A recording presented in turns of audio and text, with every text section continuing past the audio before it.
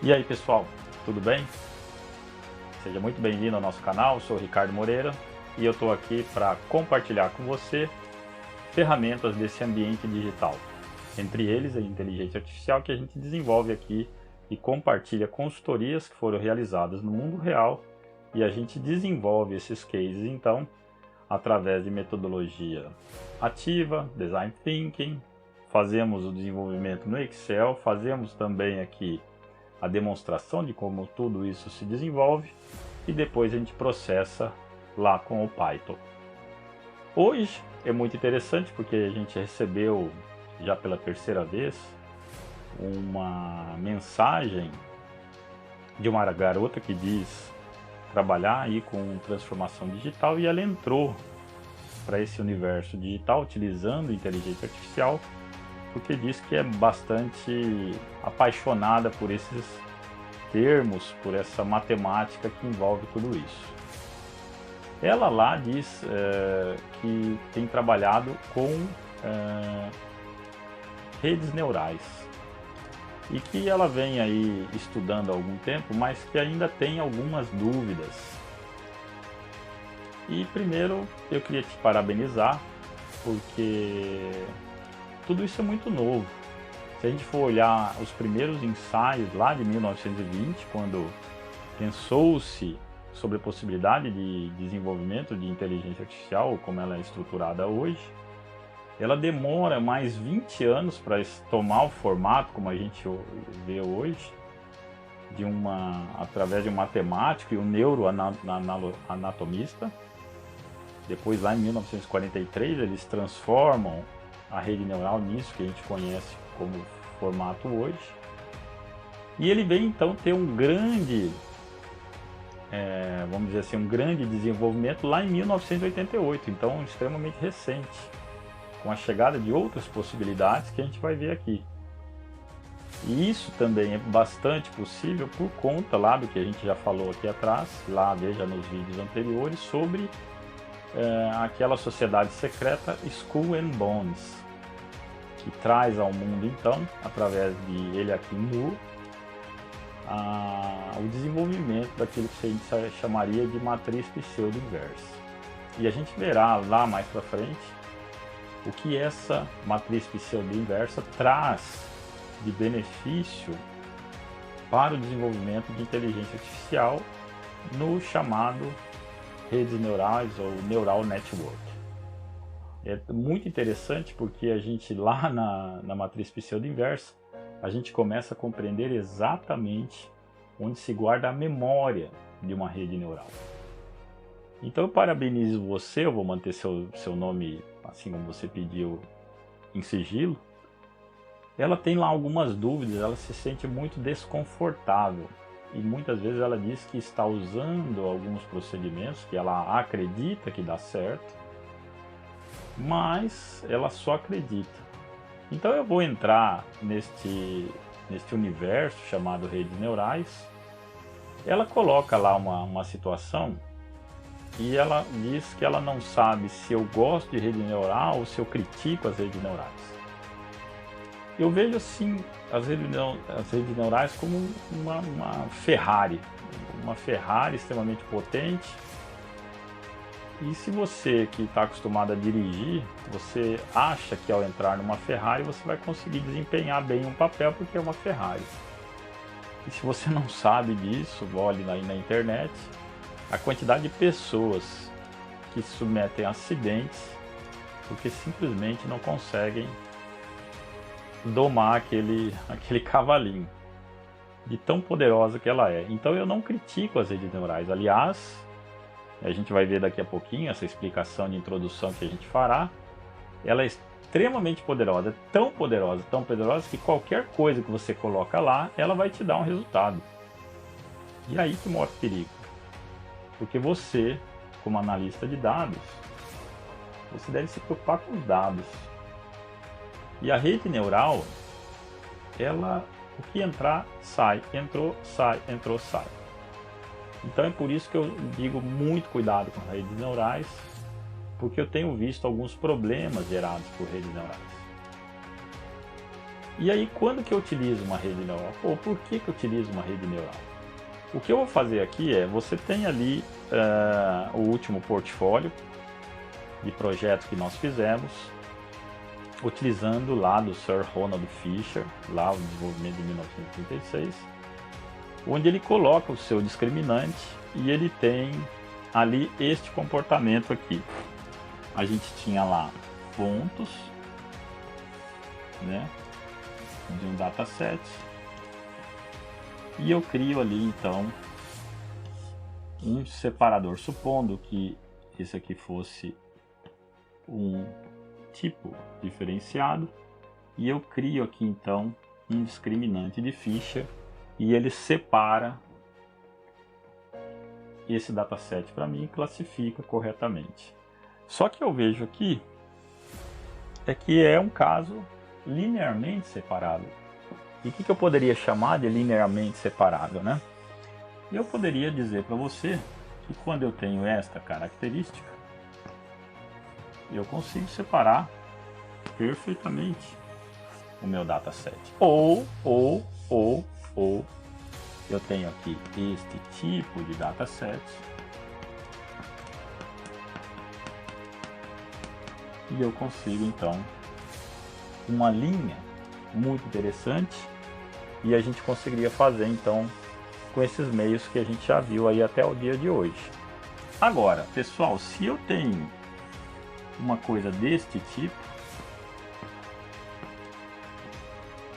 eu já não consigo fazer, porque ele não é linearmente separado, tá? E o que acontece é que, se eu dependendo da aplicação que eu tenha que fazer, ele vai ter que fazer uma coisa desse tipo. E aqui que mora o perigo, porque se eu não conheço os dados, se eu não sei a precisão desses dados, ele ajusta. Ele é tão poderoso que ele fará esse tipo de coisa. Mas ao fazer este tipo de condição,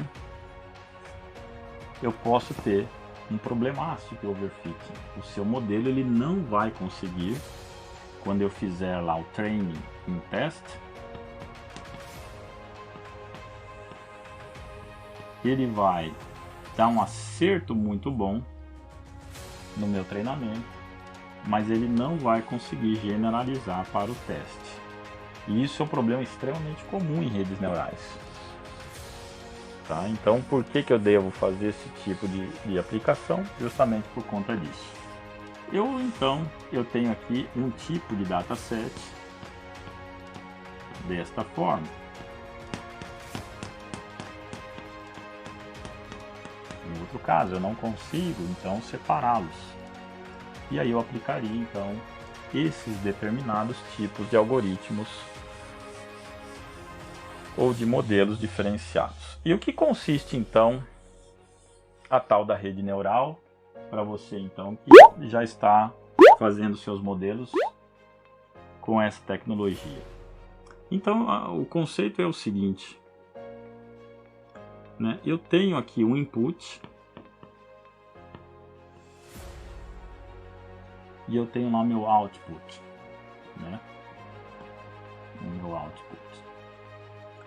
E o que eu faço aqui é o seguinte, eu tenho então diferentes, nesse meu input, eu tenho diferentes features que carregam esse meu input. Tá? Eu tenho diferentes features.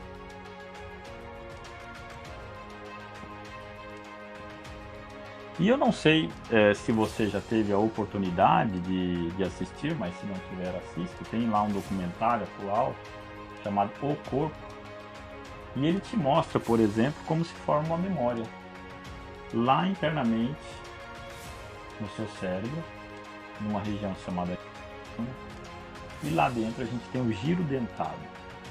E essas trilhas de memória, elas são formadas exatamente dessa forma. Então eu tenho aqui um processo de um somatório, tá? E aqui eu teria um peso associado para cada um desses tipos de features. E uma coisa muito importante, jamais se esqueça de colocar aqui um W0 ou que eles chamam de bias. Tá? Se você não viu lá na frente, lá no nosso primeiro portfólio, a gente fala bastante sobre isto aqui, né? Então, eu tenho um intercept, isso aqui chama intercept. E aí uma das perguntas que você faz é por que eu tenho que ter um bias, né?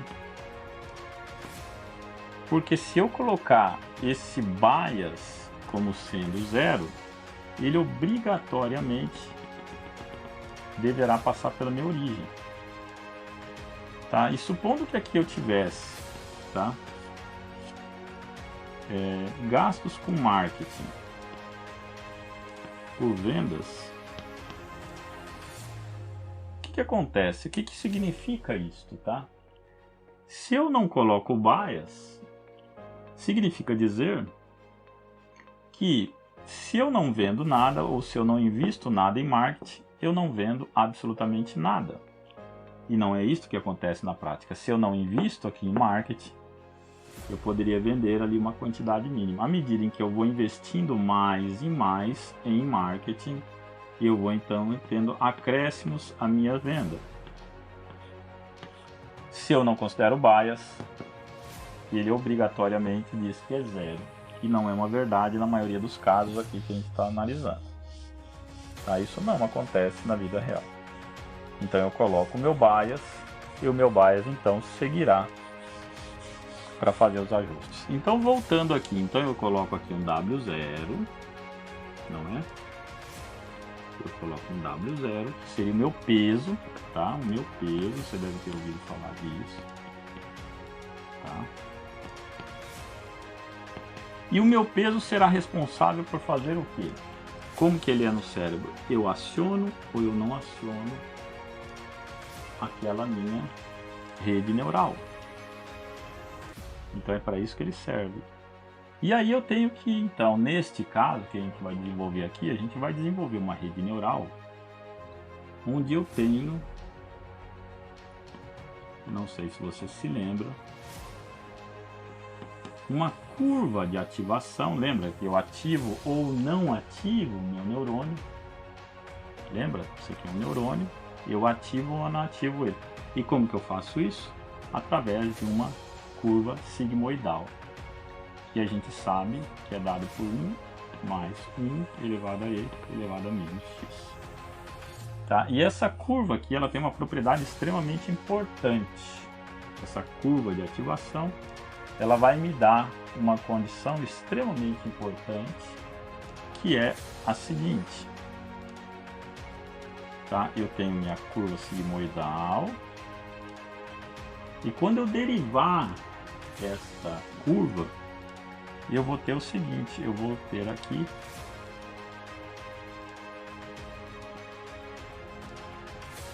uma curva do tipo Gauss. Então, qual que seria a grande vantagem de utilizar uma curva sigmoidal para ativar os meus neurônios? Que eu tenho a possibilidade, então, de checar a possibilidade, probabilisticamente falando, daquela ocorrência. Então ele me dá também esta possibilidade quando eu for derivar. E a gente vai derivar este caso da curva sigmoidal. A gente fará isso já no próximo vídeo, para que você entenda todo esse processo como é feito. E aí então, depois da ativação, eu teria o meu output. Só que aqui o que acontece? Como é que esta rede neural, então, que dizem que aprende, como isso é feito? Então eu tenho um peso, tá? Eu tenho um peso, tá? Que ele será então recalculado com um delta peso. E eu vou processando isso, ele vai armazenando isso numa memória, e vai então se aproximando mais e mais daquilo que é o resultado que a gente necessita. A gente vai ver em detalhes como é que eu faço cada um desses tipos de cálculo, a gente vai desenvolver tudo isso aqui, faremos na lousa primeiramente. Depois que a gente fará, nós faremos um modelo, que é um modelo anterior, nós vamos desenvolver primeiramente, para um modelo extremamente simples, depois nós pegaremos aquele modelo anterior, desenvolvido para o projeto end-to-end anteriormente, e a gente então vai aplicar exatamente aquele modelo e vamos ver se ele consegue também separar de acordo com o discriminante Fisher. E vamos comparar cada um deles e vamos ver o que cada um então pode oferecer de vantagem ou desvantagem. E vamos ver também quais são as ciladas que cada um dos modelos pode oferecer. Aqui eu diria já existem alguns problemas. Então, por exemplo, qual que é a diferença de se aplicar uma curva de ativação do tipo sigmoide ou uma tangente hiperbólica, né? Ou outras, né? Que a gente tem aí e a gente verá também. Então tudo isso precisa ser analisado, tá? Nesse modelo que a gente fará, você verá que quando a gente utilizar uma coisa chamada o gradiente descendente, que é um recurso que eu utilizo então para ter os mínimos erros, né? E dessa forma eu consegui chegar então no valor que eu necessito. O que ele vai fazer então quando eu der lá um learning rate que é grande? Qual o risco que eu corro naquela condição? E qual é o risco que eu tenho quando eu tenho uma outro tipo de possibilidade, que seria, ao invés de um valor muito alto, um valor muito pequeno? E a gente vai ver na prática. Então nós faremos esse tipo de desenvolvimento integralmente. Nós faremos aqui o desenvolvimento na lousa, depois nós faremos esse mesmo desenvolvimento no Excel, para que a gente então se aproprie desta informação com mais robustez, e depois a gente só vai processar lá no Python. E o grande lance, a grande coisa, dá uma olhadinha lá no vídeo anterior, veja lá o tempo de processamento que nós tivemos. Dá uma olhadinha lá no vídeo anterior, porque a gente vai comparar os dois modelos. Você vai ver que é extremamente rápido. Mas aqui, quando nós fizermos este modelo aqui, para a gente chegar naqueles valores, a gente vai precisar de 10.000 interações. 10.000 iterações. Dá para fazer no Excel? Não dá para fazer no Excel, infelizmente. Então a gente precisa de um recurso computacional mais potente. Então o trade-off de cada modelo, e aí você me pergunta sobre isso no seu e-mail, que você ficou intrigada, por que você só usa hoje rede neural? Um deles é exatamente isso. Por que você está usando rede neural? Você está usando porque você tem um sistema não linear? Pelo que você me disse, você começou trabalhando com transformação digital, e lá para frente eu vou responder as outras questões. Eu não vou fazer agora, porque você me disse que esse caso aqui é urgente. Então eu estou atendendo a sua solicitação, e depois, lá e nos próximos vídeos, a gente fala então sobre outros cases. Será que esse modelo que eu estou fazendo, dá uma olhadinha no caso anterior, a empresa lá ela estava utilizando um algoritmo genético, e nós tivemos uma perda de aproximadamente um pouquinho mais de 1%, fazendo por discriminante Fisher, e a empresa acabou optando fazer então por nesse caso entender que 1% não representaria perda no processo, já que ela tinha um processamento muito mais lento. E aqui nós teremos isso também.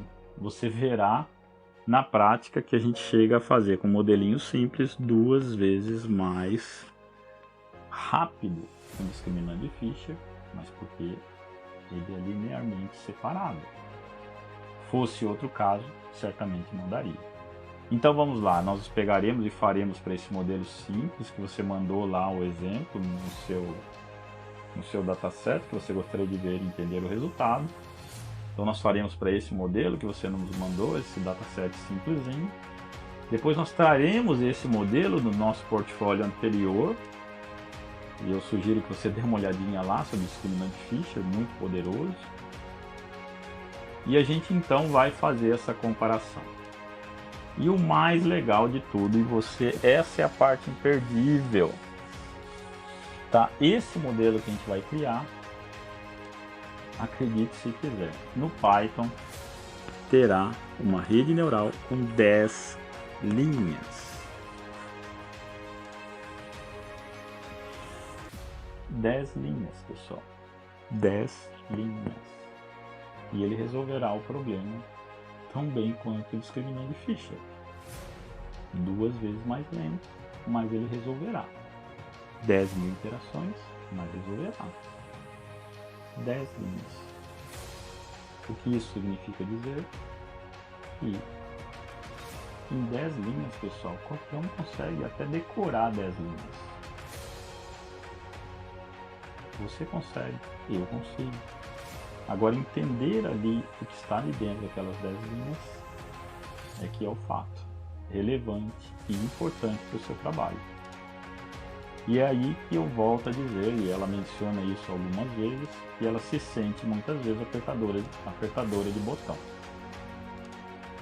Então, o que eu diria para você é parabéns pela sua iniciativa de trabalhar com esse tipo de coisa, porque não pense para... Você não chega lá com essa confiança, achando que tudo vai dar certo. Tá? Muita coisa aqui que a gente está vendo, eu estou desenvolvendo ainda, eu falei para vocês, veja lá no vídeo anterior. Nós estamos desenvolvendo um modelo para substituir um tipo de trabalho que é muito empregado aí na praça com lógica fuzzy. Estamos aprendendo a fazer ainda, tá? É um modelo convolucional, ele pega imagens, ele faz uma série de abordagens extremamente interessantes e a gente está desenvolvendo ainda. Então, essa dúvida que você tem, possivelmente é a dúvida de todo mundo. Mas você tem que entender qual é a vantagem e desvantagem. Quando eu falei aqui entre usar sigmoide ou utilizar, por exemplo, uma tangente hiperbólica, você tem que saber quais são as implicações. Por que eu uso um tipo de ativação dessa? Por que eu não utilizo, por exemplo, uma rede neural do tipo Perceptron? E a gente vai utilizar e faremos aqui, eu não consegui ainda, mas nos próximos vídeos eu já direi a você, de fazer uma rede neural com menos de 10 linhas. Espero que eu consiga. E de você entender onde é que o modelo de rede neural carrega a memória. E para ficar extremamente claro esse tipo de coisa. Tá? Você vai falar para mim que a memória está lá. E é isso que eu falo para você. A matemática é essa coisa linda e maravilhosa. Ensinada desse tipo de coisa. Então, quando eu mostrar para você onde está a memória com uma matrizinha, você fala, não acredito. Tá, e se você já sabe, parabéns também. Mas eu confesso a você que eu só conheci isso depois de 5 ou 6 anos de ter feito faculdade, pessoal. Infelizmente. Mas por que eu não aprendi isso lá no meu colegial? É uma pena. É uma pena. Dizer para uma criança que ele poderia desenvolver já ou pensar num conceito de uma rede neural lá no colegial. Sim, porque eu estou fazendo em 10 linhas esse tipo de coisa, farei com menos linhas. E é possível, e você verá aqui, nós faremos o trabalho do outro portfólio resolvido aqui com essa rede neural de 10 linhas. Então não está no Python, pessoal, não está no Python. Ele é importante, óbvio que é importante. Em 10 linhas. Só que nós teremos muito trabalho pela frente até chegar nas 10 linhas. E entender o que a gente está fazendo. Tá? Entender claramente o que está sendo colocado. Entender quando eu posso ou não posso utilizar uma rede neural ao invés de um discriminante de Fisher. O que eu ganho e o que eu perco? Existe lá uma função chamada função de ativação desses neurônios? Por que eu uso uma? Por que eu não uso outra? O que uma traz de benefício? O que traz de prejuízo? É essencial. Tá? É essencial. Tá? Eu agradeço demais ao seu e-mail, a sua coragem de colocar lá todas as questões. Como eu te falei, eu infelizmente eu estou priorizando essa parte primeiramente. E depois eu vou falar sobre tudo aquilo que você escreveu, porque obrigado por sua mensagem, a terceira e-mail que ela manda. O primeiro em transformação digital, ela falou que ainda gostaria de uma abordagem um pouco mais profunda. E eu vou trazer essa abordagem profunda para você, que eu também acho que é importante, até me veio se você já não me conhece aí de algum trabalho. Você falou com tanta propriedade daquilo que eu acredito. Porque tudo isso aqui que a gente está fazendo, pessoal, não tem absolutamente valor algum para mim se ele não passar pelo entendimento do ser humano. Não tem. Não tem. Então estudar tudo isso aqui, fazer esse buscador de padrões que a gente está fazendo, simplesmente para utilizar como gatilho mental, estou fora. Estou fora. Eu não quero isso. Eu quero sim que isso, tudo que a gente está fazendo aqui, seja um benefício para as pessoas e para o planeta. Que a gente possa tomar decisões muito mais acertadas. Então, quando eu digo para você que uma empresa está produzindo mais porque está utilizando esse tipo de recurso, certamente ele está diminuindo seus desperdícios. Certamente, eu espero que isso aconteça, ele está trazendo mais dividendos para as pessoas envolvidas. E quando nós falamos de dividendos, é para toda a comunidade. Quando eu vejo que existem aí 14 milhões de pessoas passando fome no Brasil, pessoal, não dá para ter mais fome. Você imagina só uma pessoa passando fome? Uma criança não tendo o que comer? Não dá, pessoal. A gente tem que fazer isso aqui porque o mundo precisa. E você precisa. E eu preciso. As empresas precisam. A gente precisa ser mais eficiente, pessoal. O nosso planeta não aguenta mais. E não para ser usado como gatilho, como pegadinha, para fazer você gastar mais, ser muito mais consumista. Então tudo isso aqui eu vou responder seu e-mail, tá? Passa por um processo de transformação digital, onde a gente tem que entender primeiramente sobre o ser humano. Tá? Então nos vídeos que virão pela frente a gente vai falar um pouco sobre isso. Vamos falar sobre esse conceito pós-moderno, esse mundo líquido, sobre todas essas possibilidades desse universo digital. E a gente vai abordar muito isso. Afinal, tem até gente, a primeira mulher estuprada no metaverso.